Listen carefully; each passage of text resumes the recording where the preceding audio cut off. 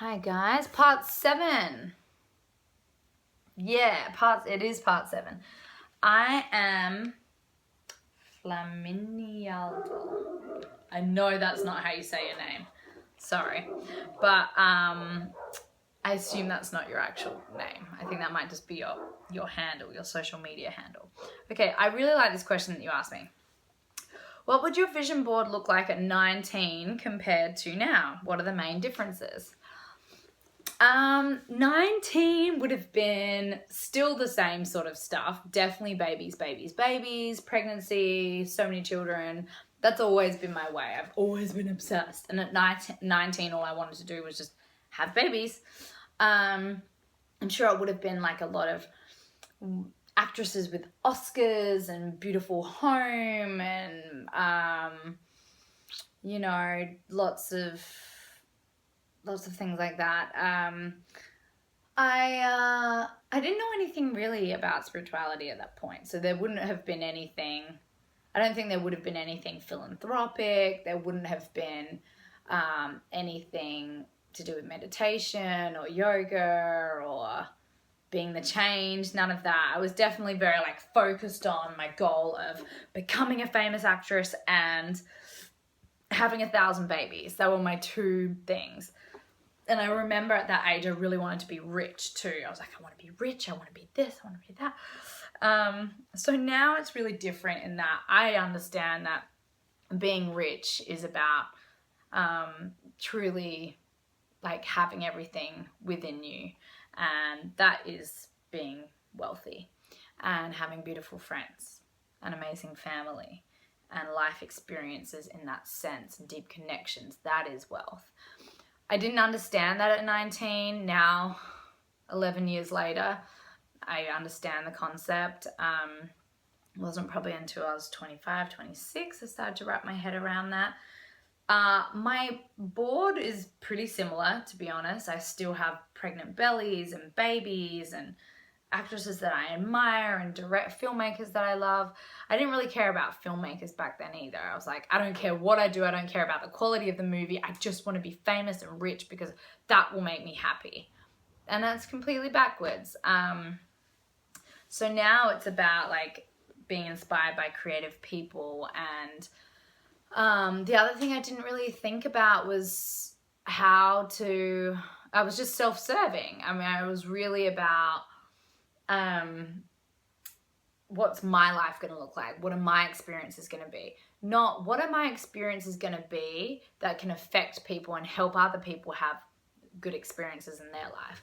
I'm so much more aware of this desire within me to help people and make sure everyone feels good. And I didn't know really about that when I was 19. I mean, I would innately do it at school, make sure everyone was a part of friendship groups and include other people. So I would just subconsciously do that anyway, but I didn't consciously know that huge part of who I was being a healer and a teacher, and I like to be inclusive and I want to see everyone shine. That is only something in the last 4 or 5 years that I've been like, wow, I really need to make this a huge part of my life. Hence why I do Your Zen Life. And that's, another reason why I love to be able to use my profile to affect positive change in the world.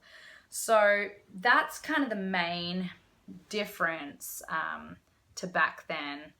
But it's cool because I'm still so me. I'm really just still 19-year-old Tez. I've just evolved spiritually. I feel like I had kind of hit a roof at that time and I didn't really seek anymore. I was just like, well, this is what I want and that's what I'm going to get. And it wasn't until I hit that kind of dark place in Los Angeles, I was like, there's got to be more. I need to find happiness. And I went on the journey to find that I discovered this whole other beautiful world. And it's wonderful because I'm finally sitting and reveling in my authentic self.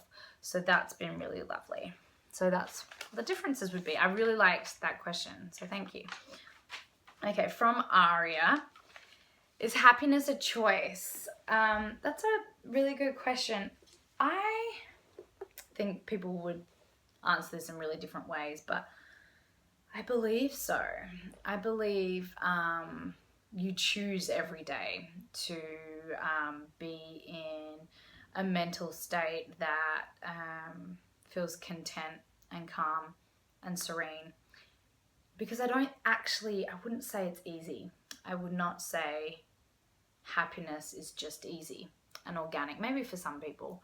But I think life, we can get bogged down a lot easier than we can just enjoying life and going through stress-free. I think it's easier to feel really challenged and worn down, and it's like the monotony of life can get to us and the busyness of it pulls us down. So I think every day it's choosing to participate in the things that create our best selves and create that contentment that we can find within. For me, that's reading authors that inspire me. I can immediately go back to a contented place, and at the same time I can jet out into some dark place for a while, and I have to make the decision to come back, observe where I've gone, learn a lesson from it, understand it's a gift, and then sit back into a place of humble acceptance that I'm a human being and I choose every day to be happy. And I think, so I think it is a choice. I think it is a choice. I guess I know it's a choice for me because I can observe myself go to a place of fear or a place of suffering. And I actually have to say, no, I'm going to come back to this place. I'm going to come back to this home feeling. I'm going to come back to holding myself and loving myself and accepting myself. And that's what makes me happy. Okay, and then Aria also asked, authors and motivational speakers you look to for guidance? I would say, so many beautiful people. Eckhart Tolle's got to be a number one for me. He's just, in my opinion, spurts the truth. I mean, it's thoughtful and so authentic and real and deep. It's concepts that sometimes it's hard to wrap your mind around what he's saying. So you have to reread it or re-listen to the podcast. And he has the ability to pull me out of a state of panic instantaneously. I can start listening to his voice and it's like a meditation for me. I'm like, oh my God, totally recentered now. And I really appreciate that in him. Even just the tone of his voice does that for me. I love his work so much. I'm also really inspired by human beings who have gone through stuff, who talk about their journey.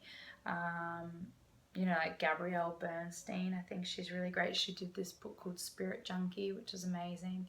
And one of her good friends, Chris Carr, I find really interesting and inspiring. She's a cancer thriver. She doesn't say cancer survivor, she's a cancer thriver. And, she's living her life in a really glorious and shiny, beautiful way. And I love what she has to say. Alan Watts, who's obviously dead now, he died in the 1970s. He's one of my favorite spiritual philosophers. And his focus is very much about the present too. I mean, that is Eckhart Tolle's focus, it's just about presence, breathing and be present. I love that. I love him and his voice too. I can sit in bed and listen to Alan Watts' voice and be transported to such a magical place, and it instantaneously puts things in perspective. So I love that.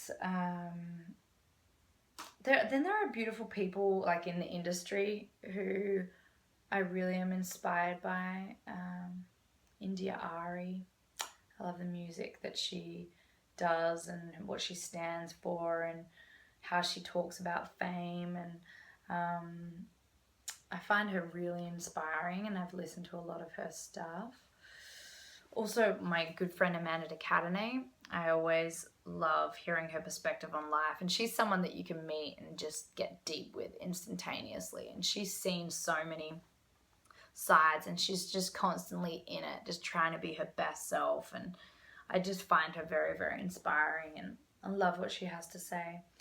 So love all of them, and there are lots of books that I love too.